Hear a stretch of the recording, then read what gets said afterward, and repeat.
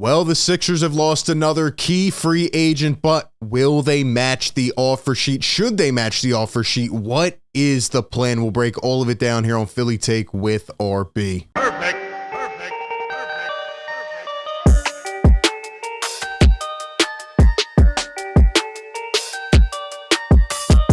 What is going on, everybody? RB here. Welcome into the show. Like always, hit the like button if you enjoy the content. Be sure to subscribe and also ring that bell down below. That way you don't miss any of the coverage. Today we are back, and I warned you. I warned you a few days ago when the Sixers signed Mo Bamba, then they signed Trez. The writing looks like it's on the wall. Paul Reed signing elsewhere, but the Sixers do have a little bit over 24 hours to match the offer sheet. Should they do it? Sixer fans are spiraling out of control. They're losing their minds, and we are here to try to make sense of it all. And I'll tell you what I really think is going on here. Give me your thoughts on the situation down below in the comments. And before we jump right into it, shout out to our sponsor of today's video, BetterHelp. BetterHelp is the world's largest therapy service. I'm sure anybody out there listening right now has either gone through some type of mental health experience or knows somebody who has. I've definitely gone through things in my life, whether it's a big decision or struggling with, say, your job or, losing a family member or something like that. Whatever it is, therapy is a way to get things off your chest and be able to feel more welcomed and feel more heard. And I've gone through some of these tough situations, but, I was not feeling the best and wish I had such an easy, accessible outlet like BetterHelp because it is right in front of your face with a few clicks. BetterHelp's mission is to make therapy more affordable, and it makes finding a therapist much easier because it's online and remote. All you have to do is answer a few questions about your therapy needs, and BetterHelp will match you with a therapist in a few days. Then you can talk to them via text, chat, video call, or phone call, and can message them at any time. And if they are not the right fit for any reason, you can switch to a new therapist for free without stressing about your insurance. So if you are struggling, consider online therapy. Never feel afraid to reach out. Go down to the link in the description. Go to betterhelp.com/PhillyTake and get 10% off of your first month by clicking the link. All right, let's get into it, man. So the breaking news out of Philadelphia is that Paul Reed has signed with the Utah Jazz on a 3-year, $23 million offer sheet. Restricted free agent. Keep that in mind as we talked about before. His agent tells ESPN Sixers have until Sunday at 11:59 p.m. to match the offer sheet and retain Paul Reed. Will they do it? What do we think? Well, starting to feel that there's not a good chance. Now, thanks to Danny Ainge, the mastermind, who, I hate you, Danny Ainge. I really do.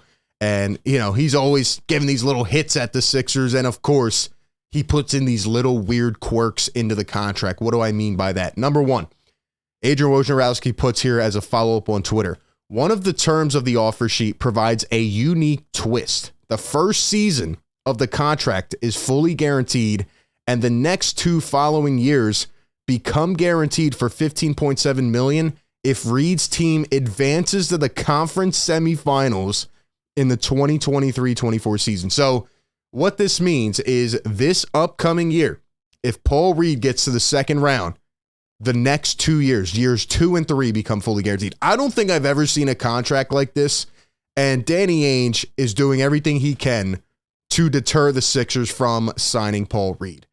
It's unbelievable. It really is. And, people are probably out there asking the main question, can this translate to the Sixers? So if the Sixers go out and since Paul Reed is a restricted free agent, the Sixers have the right to match this offer sheet, the 3-year, $23 million. But since Danny Ainge put this in, the Sixers are matching that contract. So they would also have the same stipulations here if they sign Paul Reed, which means if the Sixers sign Paul Reed and bring him back and they get to the second round of the playoffs this year, then the Sixers will have to guarantee Paul Reed's money for years 2 and 3. And that is crazy because that's what the Sixers probably don't want to do, right? They want to, front load it a little bit. And of course, that's where we are at.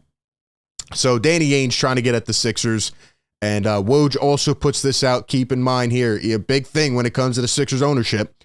He says if the Sixers match the sheet, they will exceed the $165 million luxury tax threshold and incur an additional $14 million in luxury tax penalties.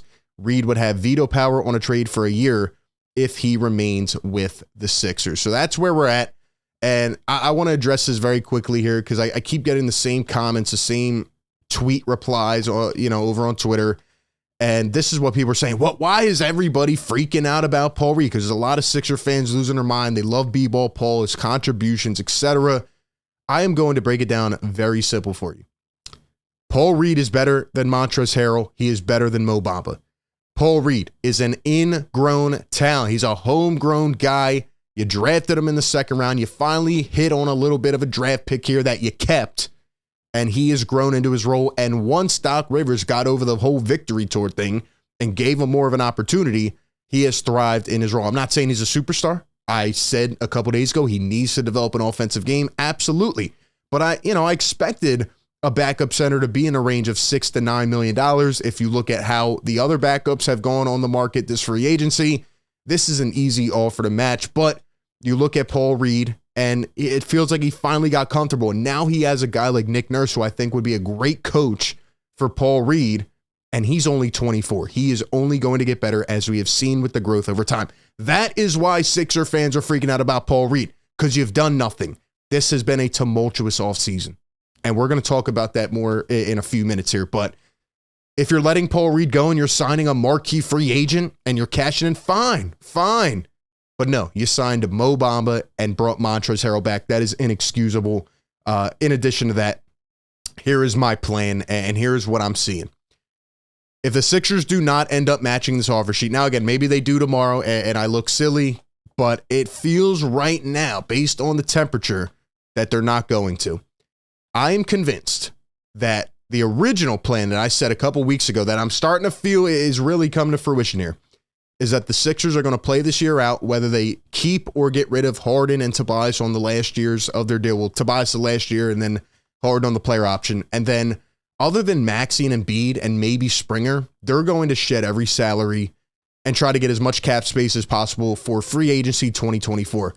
Now, it doesn't look like there's too hot of a free agent class right now. Maybe they try to get draft picks as well and draft other guys and finally retool around Joel Embiid and Tyrese Maxey. Maybe that is the best long-term plan. Let me know what you think about that.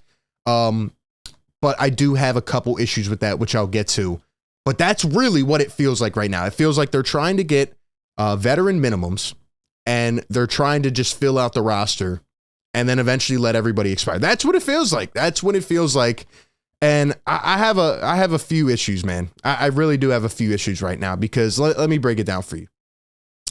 You're a few minutes away from the conference finals. You could have done one of two or three things. You could have got a new coach, new hire, which they did in Nick Nurse, and brought the same team back almost, right? Maybe exchange a few free agents and try to run this thing back since you once again were so close. Or since you've now lost 5 out of the last 6 years in the second round, you could have blew it up, right? Maybe even trade Embiid, get a bunch of assets. His value is the highest right now.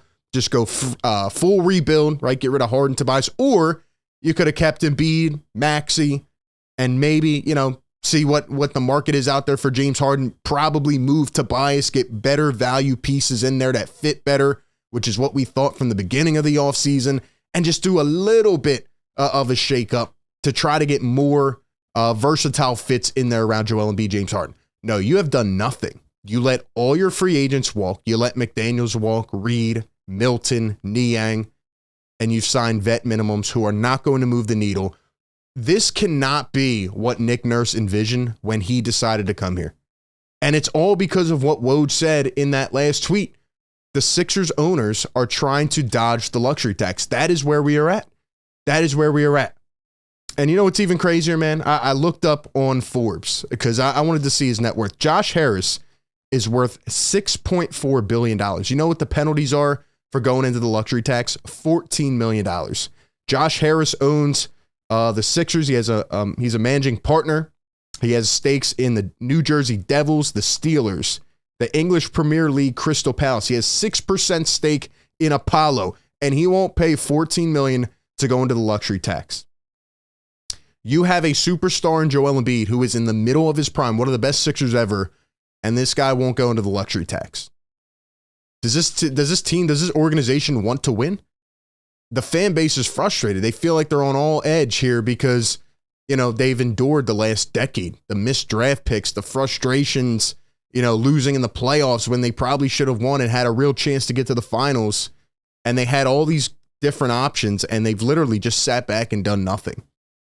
And it seems like their plan is to create a lot of flexibility for next year. But here's my issue with that. Will the Philadelphia 76ers be able to sell Joel Embiid on the idea of essentially punting on a season after he just came off an MVP year? He's going to be 30, going on 31, going into next offseason, and try to sell him on the idea that, well, Joe, essentially this year is just whatever. Maybe we'll get like a mid-first round pick. Maybe we'll lose in the first or second round, and then, we'll go out and get another player. Who's going to want to come then if the roster is shedded by then? Is that really their plan? Is that their master plan right now? Daryl Morey, your legacy's on the line, man. Your legacy's on the line. I know you want to stand your ground and see what the market is for Harden. And what? Is James going to come back disgruntled and play well? It's just getting out of hand at this point, and man, people have the right to be frustrated. Here's what Brian Toporek said on Twitter. He says the Sixers are going to exceed the tax threshold anyway if they fill their final 3 roster spots with minimum contracts. This is a gross justification for losing Reed. Then he follows up saying that they actually could duck the tax again if they end up salary dumping Furkan Korkmaz and do not fill that roster spot until later in the year, kind of like what they did last year. My problem is, again, to be a successful organization, you have to build from within. You have to hit on these draft picks. Paul Reed's one of the guys that at least showed upside and potential. We know what happened with Isaiah Joe. You lost him. Even Julian Champagne's balling out right now. Fine. He didn't show a lot with Philly, but whatever. The organization needs to develop these players. They have not done that. They didn't have a coach who liked doing that. Now you have a championship head coach in here, Nick Nurse, and you're not giving him what he needs to succeed. Will Mo Bamba provide better value in Philly? Maybe. But let's be honest, the guy's been a bust for his entire career so far. Montrezl Harrell has nothing left in the tank. What the Sixers have done this offseason and what Joel Embiid has had to endure over the last decade now is just, it's organizational malpractice, and it's so frustrating, man, because again, you're so close, yet it feels like you're so far away. And at the end of the day, man, if the Sixers are not serious, why should the fans be? We'll have to wait and see what happens, man, but very frustrating. The Sixers have one day to match the offer sheet for Paul Reed. Will they do it? Give me your thoughts down below in the comments section. Appreciate everybody for tuning in. Be sure to like, comment, and subscribe. And with that being said, I will catch you all on the next one.